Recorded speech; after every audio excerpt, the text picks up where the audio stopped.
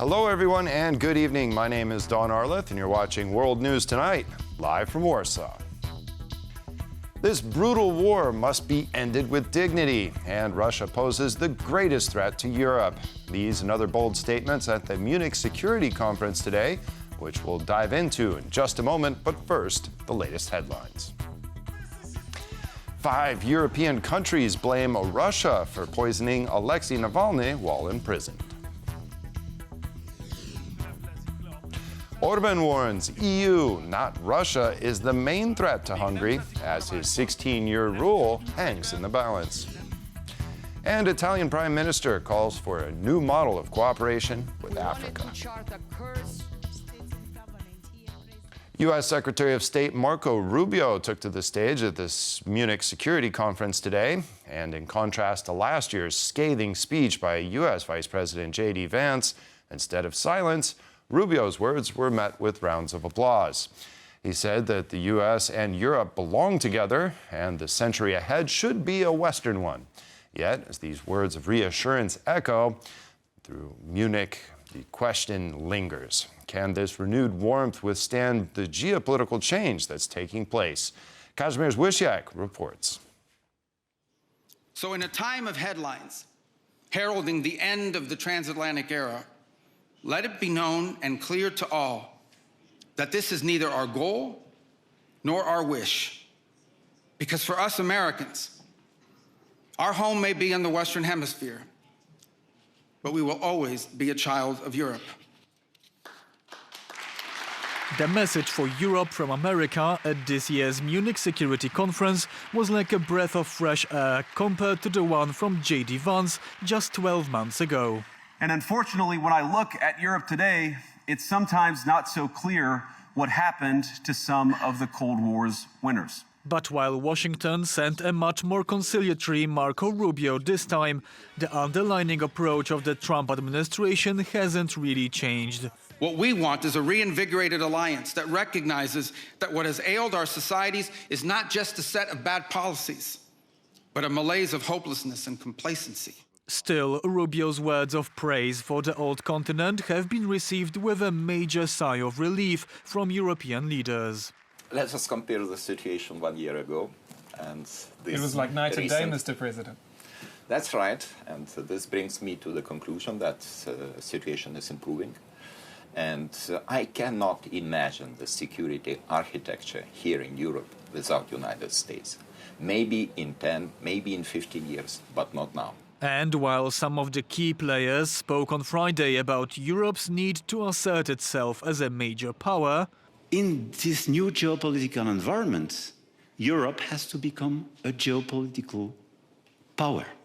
In the era of great power rivalry, even the United States will not be powerful enough to go it alone. a day later, the mood shifted to repairing relations with the United States, albeit with a grain of salt. The US remains an indispensable ally. Its contribution to European security over 80 years is unparalleled, and so is our gratitude. At the same time, we recognise that things are changing. While changes in transatlantic unity have overtaken most discussions, this doesn't mean that the war in Ukraine was pushed to the side. President Volodymyr Zelenskyy expressed hope for peace, but pointed to lack of breakthrough in negotiations. We truly hope that the trilateral meetings next week will be serious, substantive, helpful for all of us. But honestly, sometimes it feels like the sides are talking about completely different things. The Munich Security Conference usually serves as a good indicator for what's to come in the months to follow, and this one seems to have been no different. The million-dollar question is, can Europe and the United States find a good way forward in this new world order? It's clear that we are going to have a different kind of NATO in future, and we are waiting for the US proposal for the new division of labor. And then we can start planning for that, and then maybe this amazingly successful alliance can last another few decades. For TVP World, Kazimierz Łysiak. And now let's go live to the Munich Security Conference for some reactions from the speeches today by U.S. Secretary of State Marco Rubio and Ukrainian President Volodymyr Zelenskyy. We are joined live by our correspondents, Aaron Dahmen and Marcin Zaborowski. Good evening, gentlemen. So what's being said in the corridors about Rubio's and potentially Zelensky's speeches today? Good evening, Don. Well, as we go to where it's all still happening here in Munich, Polish Prime Minister Donald Tusk is, as we speak, presenting an award to the Ukrainian people for their resilience. It's a first here in Munich, but the real talk of the town, as Kazimierz Łysiak mentioned, as you mentioned there today, was Marco Rubio. And Marcin, well, it was night and day, as Gitanas Nauseda said in relation to J.D. Vance last year. In some ways, he was repeating the same lines we've heard from the Donald Trump administration, but in another way, it was very effusive about Europe. It was almost charmant. What do you make of this address, and was he playing good cop when J.D. Vance was bad cop? There is still this possibility that actually the substance is still the same. And actually not that much has changed in terms of transatlantic relationship. But the atmospherics has been very, very different. Last year, when J.D. Vance spoke here, he didn't say anything nice about transatlantic allies. He didn't say anything about the Europeans. In fact, he did the opposite. He criticized the Europeans for the migration, for alleged discrimination of the far-right parties. He basically went overboard to tell us how bad we are. And this year, Marco Rubio did exactly the opposite. I mean, he said, you know, look, we have our problems, but at the end of the day, we are Europe's child. That's a direct quotation from what Marco Rubio said. He quoted the Mozart, Shakespeare, the Beatles, the Rolling Stones. He appreciated the German settlers' contribution to the quality of American beer. So he really went overboard to say that our future is together and our bond remains unshaken. So what happens next from here? Because if a number of these messages are really just the same, if the substance is the same, there may have been this address, there may have been this effusiveness about Europe, but are we in any different a place to where we were a week ago, 2 weeks ago, months ago? Well, there will be a few tests coming up very soon. One of them, one of the things that the Europeans have been really very much complaining here about is the fact that they are not part of negotiations between United States, Russia and Ukraine, and that any kind of a future deal would need to include the Europeans, because the Europeans are paying now for the delivery of almost the entire aid to Ukraine, and that any kind of a future peace agreement would be very, very consequential for the Europeans. So whether the Americans will step up in helping out the Europeans here and in bringing them to the table, that remains to be seen. If they are not, then I think that disgruntlement and disappointment will be growing on the parts of the European. The same argument was made about the any kind of arms control treaties, which do affect the Europeans. So, as the French president was saying, we need to be part of these debates. We will be watching all of this with interest. And Don, just a few moments ago, I was on the rooftop of the Hotel Bayerischer Hof speaking exclusively to Polish Deputy Prime Minister and Foreign Minister Radosław Sikorski. I asked him about NATO, I asked him about Ukraine. Some of these questions we've posed here, Marcin, and we'll see those answers a little bit later on World News Tonight. Okay, gentlemen, thank you very much. Reporting there from the Munich Security Conference. That's Aaron Dahmen and Marcin Zaborowski. Obviously looking forward to that interview. Thank you, gentlemen. Now, the EU is the biggest threat to us, not Russia, Prime Minister Viktor Orban told his supporters as the election campaign heats up in Hungary. His Fidesz party is still behind in the polls for the April 12th vote. This adds to Orban's previous unsubstantiated statement that the EU will lead Hungarians to their deaths in Ukraine should he lose the upcoming election. Andrew Sweeney has the details. Hungary's Prime Minister Viktor Orbán made his annual State of the Nation speech, the last before the general elections on April 12th. And in it, he outlined who he sees as Hungary's enemies. Of course, there was Ukraine. That's come out repeatedly in recent days that Orbán believes it to be an enemy. There was the petroleum company Shell, but she says actually funds the war in Ukraine. And then, of course, there was Germany, singled out perhaps because the country's Chancellor, Friedrich Merz, gave a cryptic endorsement of the Teaser party and its leader, Peter Magyar. That party is leading the polls for the general election by about 10 to 12%. However, Merz might not get everything that he would like from a Magyar-led Hungary. That is because after the meeting, which Magyar described as very productive and cordial, he made it clear on social media that he would not support a quick entrance of Ukraine into the EU. He would not support the EU Migrant Pact afterwards. Now, while Magyar has pledged to restore relations with Warsaw, which have been heavily strained while Orbán has been Prime Minister, relations with the EU might be a little bit more difficult to repair, given those opinions. For TVP World in Budapest, Andrew Sweeney. The UK, together with France, Germany, Sweden, and the Netherlands, have confirmed that Alexei Navalny was poisoned with epibetadine, a lethal toxin occurring naturally in the skin of Ecuadorian dart frogs, while imprisoned in Russia. They claim that Russia is responsible for violating the Chemical Weapons Convention. The announcement was made at the Munich Security Conference and highlights Russia's ongoing pattern of using chemical weapons, including in Salisbury and in Ukraine. Randy Potts has more. A joint investigation by the UK, France, Germany, Sweden, and the Netherlands confirmed on Saturday that biological samples from the late activist Alexei Navalny contained epibetadine, a lethal chemical derived from poison dart frogs. Experts state that since this toxin is not found naturally in Russia, its presence proves the state had the unique means and motive to carry out a targeted assassination. Since the announcement, leaders from several countries have weighed in. From France, 2 years ago, Alexei Navalny died in a Russian penal colony. We immediately expressed our suspicion that he had been murdered. Today, exactly 2 years after his death, we are providing evidence along with 5 other countries that he was poisoned.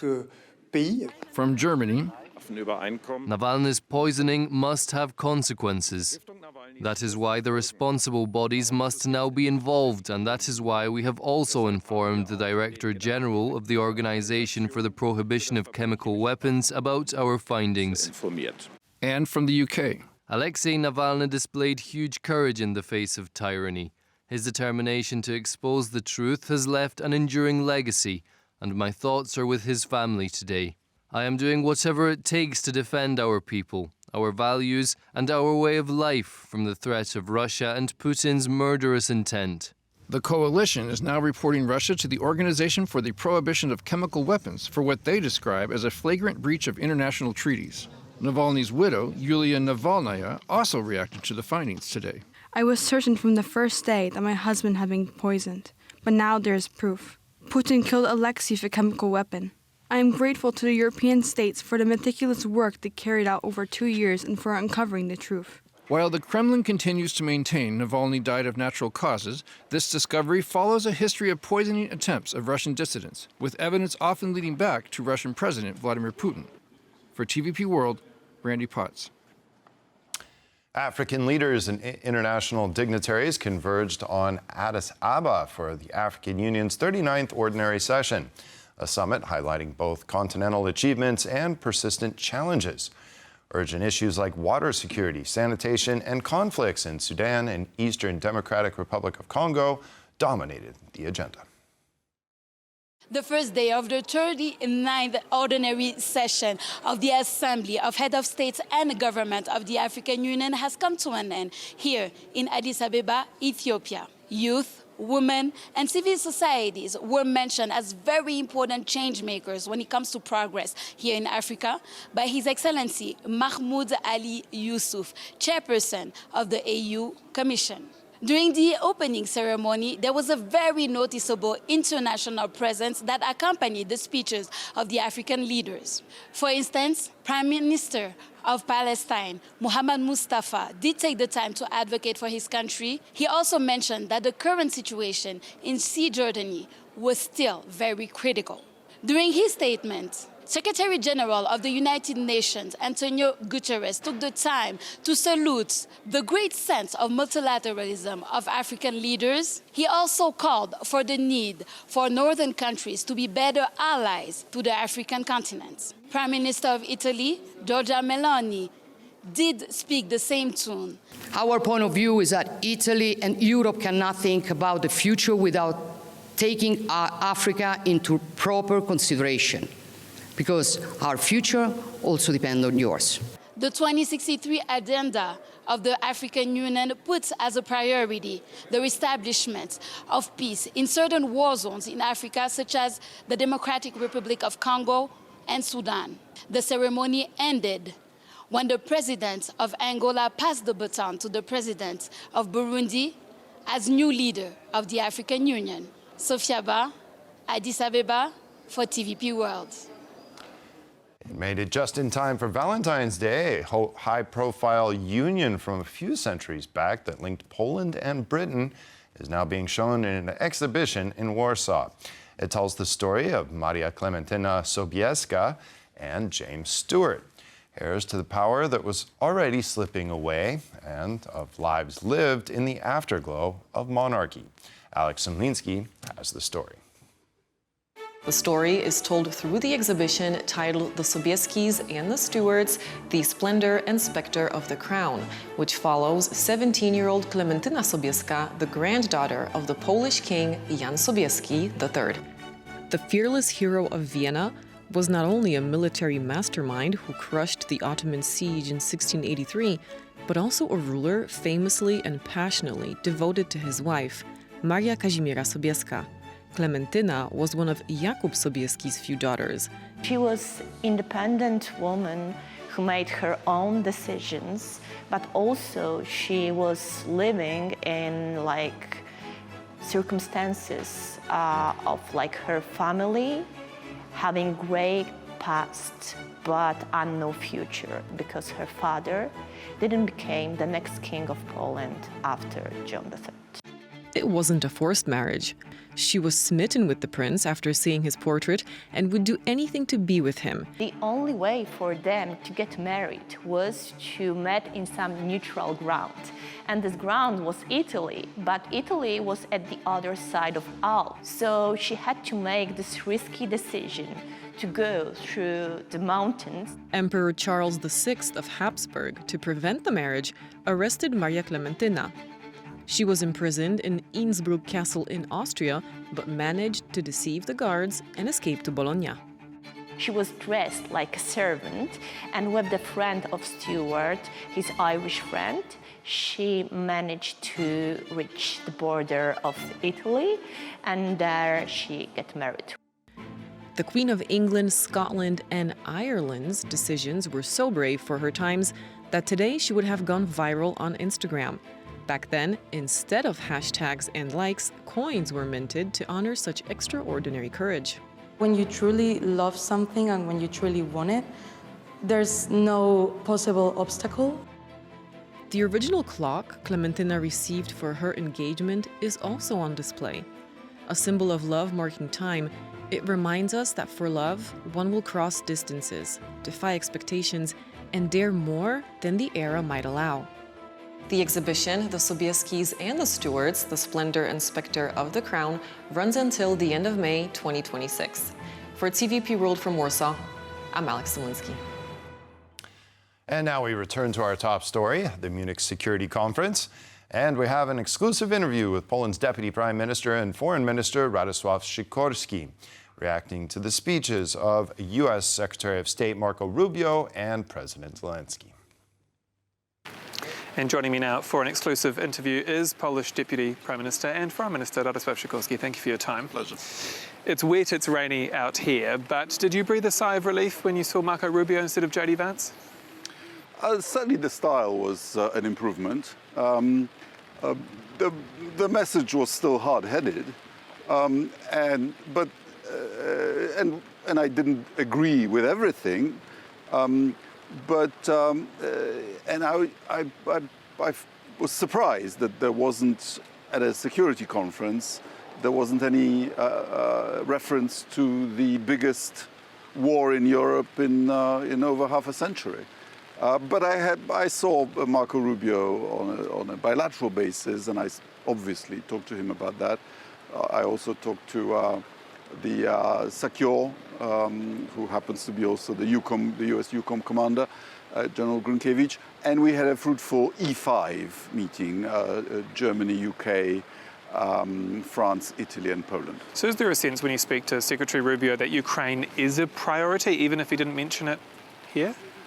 I'm not sure. I think the US is pivoting in the security sphere to the Far East. I think the US preference is for the war to end, whereas our preference is for it to end the right way. Marco Rubio repeated the word friend, ally. He said, quote, the US will always be a child of Europe. Was he kind of playing good cop, J.D. Vance last year, bad cop? Well, you know, historically speaking, that's an indisputable fact. But as politicians, we have to look and plan for the future. And it's clear that we are going to have a different kind of NATO in future.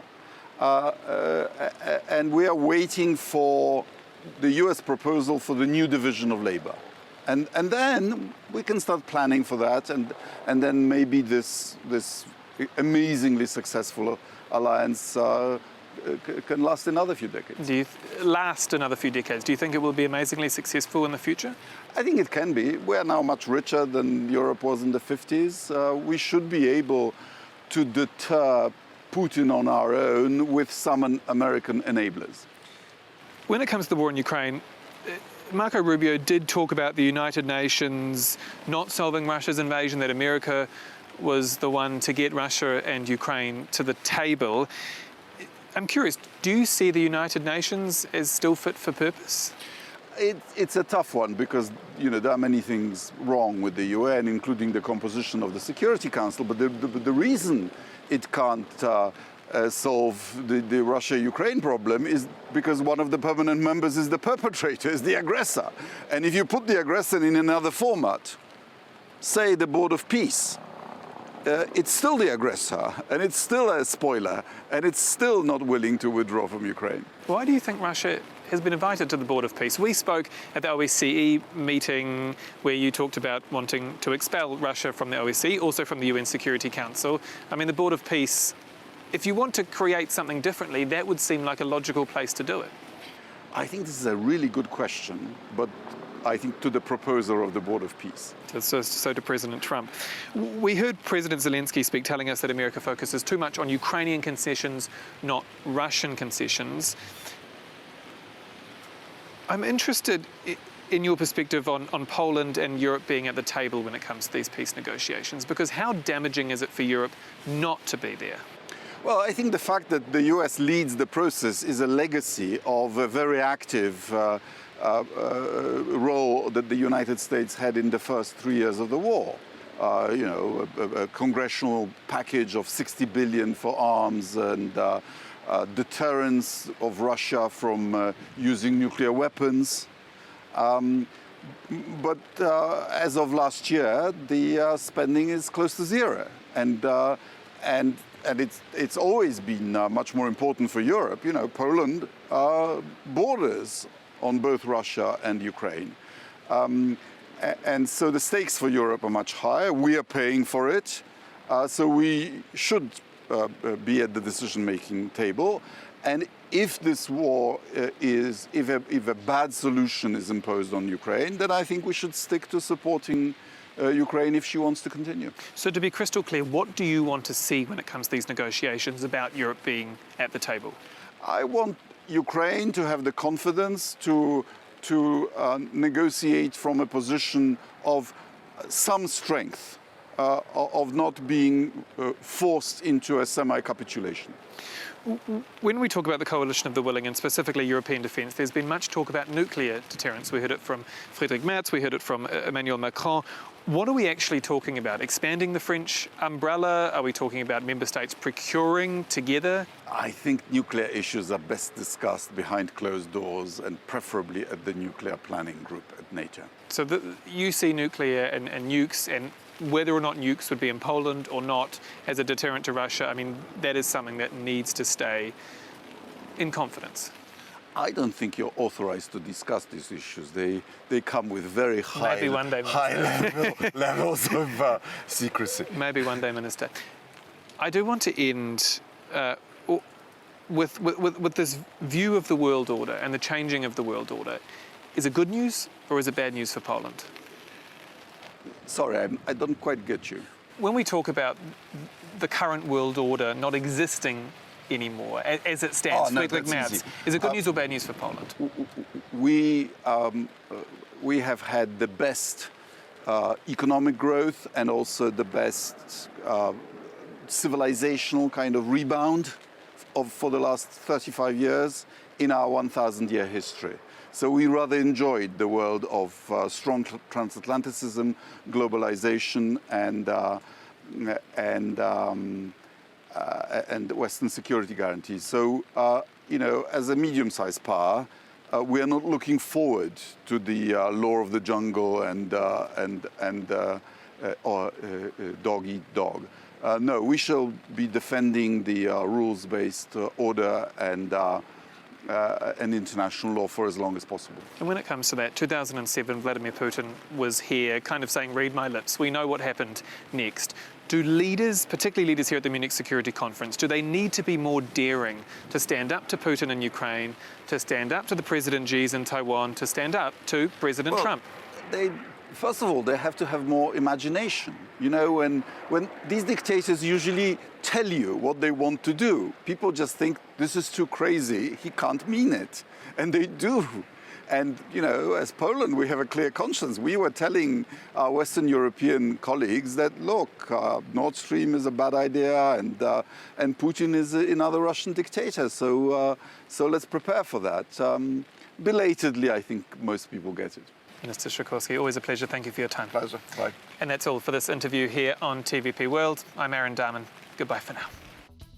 And that concludes this edition of World News Tonight. Thank you for watching. Have a great evening, and we'll see you next time. Good night.